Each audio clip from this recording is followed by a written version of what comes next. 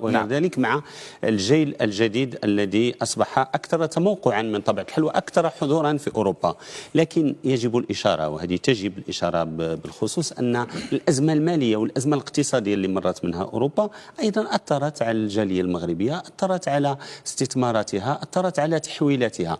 ولذلك هذا الجانب هذا هو مهم، خاصة أن هناك الشباب اللي بدأ، يعني الجيل الجديد اللي موجود في أوروبا، أحيانا يفضل بأن يستثمر في أوروبا، والأصل أنه الأحسن أن يستثمر في بلاده، لأنه هناك جوانب أخرى ترتبط بإنعاش الدورة الاقتصادية التنموية وبالأفق الذي يمكن أن يعيش فيه هذا الشاب بعد عودته إلى بلاده. الآن نعرف بخصوص الجانب الشطر الثاني اللي هو الجانب الاجتماعي أن هناك تعددية. أول شيء يعانوا من الجالية المغربية في الخارج كتعاني منه هو الانسلاخ، هو الانقسام، هو أحيانا البعد، لأنهم هم عندهم جاذبية كبيرة إلى وطنهم، شعور كبير بالهوية ديالهم، شعور كبير بالوطنية ديالهم، المواطنة، عندهم أيضا حنين إلى الماضي ديالهم، إلى أسرهم، إلى غير ذلك.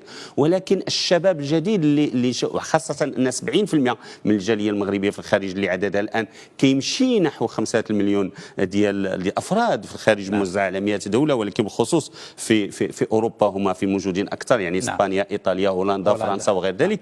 لكن هذه الجالية يعني همومها الآن تتزايد مع أبنائها، مع تكوينهم، مع تربيتهم، مع تشبتهم بالدين الإسلامي حتى لا ينزحوا نحو التطرف أحيانا، مع عدد المعلمين والأساتذة المتواجدين 500 على 70 ألف ديال المتعلمين قليل بزاف، المرشدين الدينيين 30 في رمضان أو غير ذلك قليل بزاف.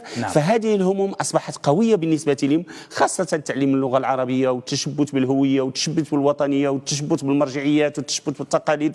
هذه المسائل تخلق بعض المشاكل الاجتماعية. هناك مشاكل أخرى يعانون منها، وهذا شيء طبيعي، اللي هي مصدرية إدارية، وهذه من طبيعة الحال اللي شار لها جلالة الملك في الخطاب ديالو، واللي هي من طبيعة الحال سببها هو بعض التقاعس، بعض يعني الاستخفاف بالمصالح ديال الجالية ديالنا في الخارج من طرف بعض المسؤولين، ماشي كل شيء كما قال جلالة الملك، ولكن بعض المسؤولين، وهذه المسؤولين للأسف توجد أنهم الأكثرية، وهذا شيء من طبيعة الحال كان مزعج. وهذا ما دفعه طبعا، ما دفع الملك محمد السادس للتحدث بلهجة ربما غاضبة عندما تعلق الأمر الجالية المغربية في الخارج. اللي نبغي نشير له السي حسام وهو مهم بزاف نعم، أن جلالة الملك في 2012 في عيد ثورة الملك والشعب كان واضح في التوجيهات ديالو بخصوص العناية بالجالية المغربية في الخارج.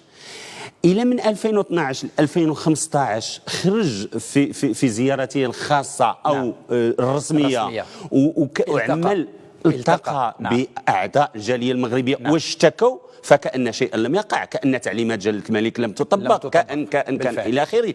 كأن هناك استخفاف بمصالح البلاد أولا، لأن هادو جلالة الملك هو مؤتمن عليهم، هادو مواطنون مغاربة لهم نفس الحقوق ونفس الواجبات ونفس المشاعر ونفس كذا للمواطنين الموجودين في المغرب. فإذا الخطاب الملكي الأخير كان كيتوجه للفئات المتضررة، ونتكلم عن الفئات المحرومة في المناطق المعزولة، ولكن بشعوره الأبوي من طبيعة الحال والمؤتمن على مصالح هذه الفئة، كان صارم في توجيهاته إلى الحكومة من أجل تطبيق التعليمات ديالو بوضوح. لمن من طبيعة الحال أخطأ فيجب أن يعاقب. يعني بكل صراحة، يعني أستاذ عبد العزيز، ربما هناك تقصير أو تقاعس من قبل القنصليات والسفارات، لكن في المقابل يعني منظمة محمد الخامس للتضامن تستقبل الجالية المغربية بكل حرارة وتؤمن لهم كل ما يلزم لتسهيل عملية العبور. أليس هذا كذلك يعكس الاهتمام بالجالية المغربية؟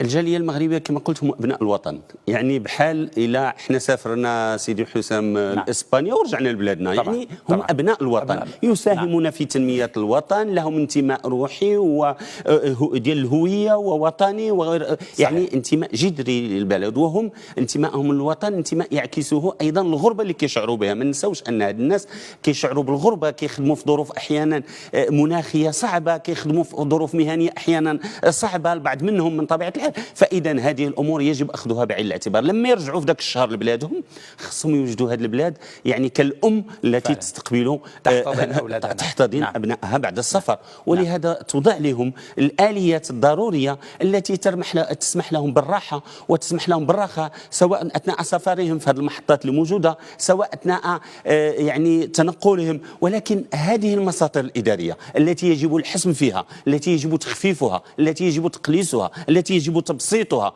وأيضا عدم استخفاف بالمواطن المغربي اللي كيرجع، لأنه أحيانا كيشوفوا غير في جيبه، فهذا شيء من طبيعة الحال كيتجاوز المعقول وكيتجاوز اللباقة أيضا. ومن طبيعة الحال لابد وضع من وضع حد له. يعني سي عبد العزيز، ألا ترى معي أن الدور الاقتصادي والتنموي لهذه الفئة يعني من أبناء الوطن هو الدافع الأساسي للاهتمام بهم أكثر؟ هو لما نكونوا نخدموا اي فرد من افراد هذا الوطن يجب ان يكون له دور تنموي في بلاده من اي موقع كان له، دور ايجابي. ايجابي. بالنسبه للجاليه المغربيه في الخارج دورها واضح، هو من طبيعه الحال يقومون بتحويلات هامه جدا، وعندهم ودائع هامه ايضا، لان عندهم تقريبا 104 105 ديال المليار ديال الدرهم من الودائع، عندهم سنويا ما بين 50 حتى ل 60 مليار ديال الدرهم. هذا راه ماشي رقم سهل سي حسام، راه كيساهم تقريبا 7 حتى ل 8% احيانا من الناتج الداخلي الخام، واللي هو نقطة هامة جدا. أيضا يستثمرون في مشاريع في الحقيقة هي أكثرها عقارية، ولكن أيضا هناك مشاريع أخرى إنتاجية وتجارية واقتصادية وتنموية يساهمون، فمع ضرورة أحيانا تشجيعهم على هذا.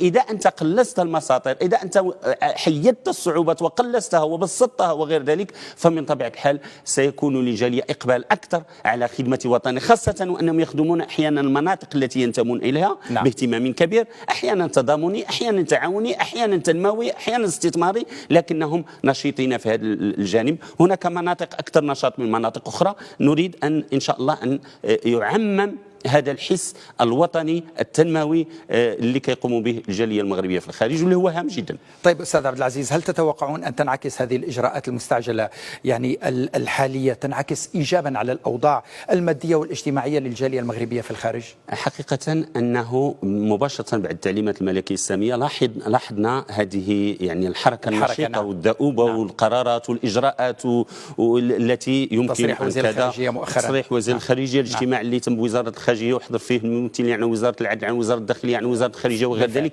هذه الاجراءات أكيد أنها سينتج عنها نتائج حاسمة وعملية، لكن لا بد من الإضافة أنه التواصل أصبح ضروري. القناصلة الله يكون في العون إذا كانوا غير مكونين في مجال التواصل في مجال العلاقات. أيضا الالتفات إلى وضعهم حتى هما لا بد باش يكون يتعاملوا أحسن، لا بد من الصرامة في التعامل معهم إذا أخطأوا، ولكن مجازاتهم أيضا إذا تعاملوا بشكل جيد، رغم أن هذا واجب مهني. لكن الحقيقة أنه بعض النواقص اللي موجوده في التكوين ديال القناصله او بعض المسؤولين، ماشي غير القناصله، او بعض الموظفين احيانا، فهو يؤثر على علاقتهم. الحس الوطني اكيد يجب ان يكون لدى الجميع، لا لاعضاء الجاليه المغربيه ولا لاعضاء الاداره، والجميع يجب ان يعمل من اجل تنميه هذا الوطن ومن اجل خدمته ومن اجل سعادته ورقيه في اطار من طبيعه الحال الهويه وفي اطار الوطنيه اللي هذا هو سؤال يعني استاذ عبد العزيز. هذا بالنسبه لحقوق الجالية المغربية. ماذا عن واجباتهم؟ واجبات الجالية المغربية إزاء الوطن. واجباتهم يعني هي مستمرة الآن. بجملة أو جملتين لو سمحت. في جملة أو جملتين. أنا باش نكون واضح، الأخبار اللي عندي يعني هناك حقوق وهناك واجبات أيضا. أن هناك حركية وستلاحظها من خلال الأرقام. مباشرة بعد الخطاب الملكي كانت هناك حركية، هناك استجابة. الجالية المغربية مستعدة للعمل بوطنها. يجب فقط تعبئتها، يجب تحسيسها، يجب العمل بقرب إليها، يجب خدمتها أيضا، وهي من الواجب أنها تخدم وطنها. لأن في آخر المطاف ستعود إلى هذا الوطن وتسهيل المعاملات، ومن طبيعة الحال نمو هذا الوطن. هي هناك سفيرة لوطنها. إذا هذا الوطن هي تمثله في صورته وهو يمثلها، يعني ينعكس عليها في الخارج. لما تقول أنا مغربي أمام أي شخص هو ينعكس عليك. إذا يجب أيضا أن تخدم هذا الوطن حتى يكون في الصورة التي ترضيك إن شاء الله. ونتمنى أن يتجند الجميع خدمة للمغرب، هذا الوطن الذي يستحق الكثير إن شاء الله. شكرا جزيلا الخبير في الاقتصاد الاجتماعي الأستاذ عبد العزيز الروماني، شكرا جزيلا على كل هذه الإضاءات القيمة، وشكرا لحضورك معنا اليوم. العفو سي حسين. إلى هنا نأتي مشاهدينا إلى ختام هذه الفترة الإخبارية. شكرا لكم لطيب المتابعة ولوفائكم دائما لقناتكم الوفية دائما لكم.